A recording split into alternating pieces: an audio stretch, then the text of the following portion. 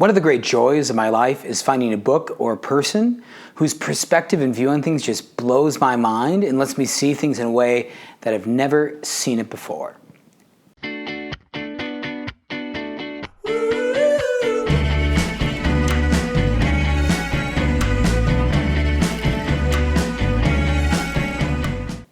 I'm currently reading from a book called Evangelical is Not Enough.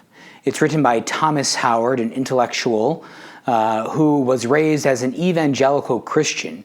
So we might call them non-denominational, not per se Baptist or Methodist or Lutheran, certainly not Catholic, but from a certain perspective, who eventually joined the Catholic Church.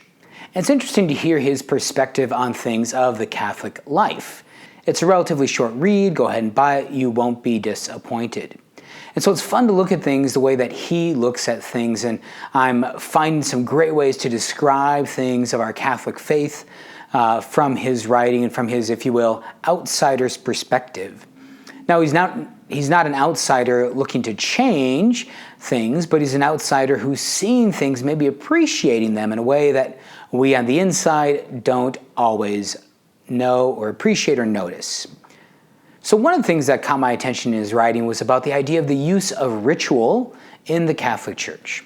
Now, sometimes people think that Catholic worship is something that's very constrained, it's very limited, and so therefore it's not as good as something that's maybe free and expressive and spontaneous, we might say.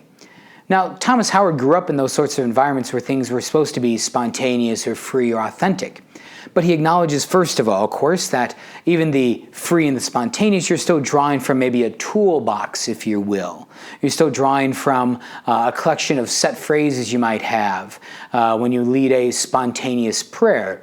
I'm going to use this phrase and that phrase and this phrase, then end with this ending. So Catholic prayer, of course, is something that's very set. Our use of the Mass is something that's very set, already in place.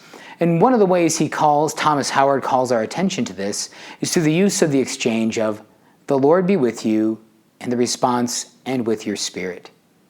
Now, in some ways, it seems like it could be a very robotic thing, and maybe sometimes our use of that phrase is unengaging. "The Lord be with you, and with your spirit." It's kind of a set stock response. But Thomas Howard points out that this greeting is more than just simply the priest establishing his rapport with you. "Hey there, how you doing? I'm here to be with you, and we're going to do this thing together."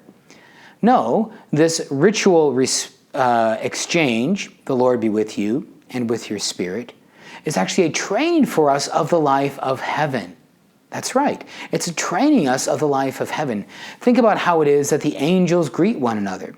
When you look in the scriptures, the angels greet people. The Blessed Virgin Mary, someone in the Old Testament, Gideon, and they say, "The Lord is with you. The Lord be with you."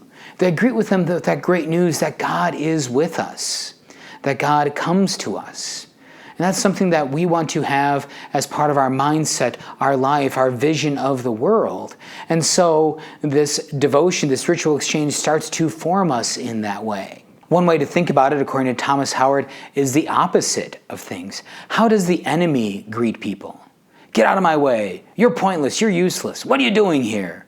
Right? Those sort of frustrated phrases that come from hell. From that place of not viewing the other person as a gift, not viewing the other person as someone to be loved, to be encountered, to be known for who they are, but from the very pit of hell, in which you're just to be used and done away with.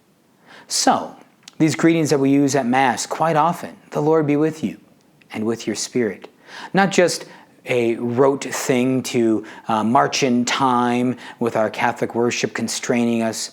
Rather, it's a training of us of the joy and the charity of heaven. I'm Father Andrew Dickinson from the Pius XII Catholic Newman Center. God bless you, have a great week, and the Lord be with you.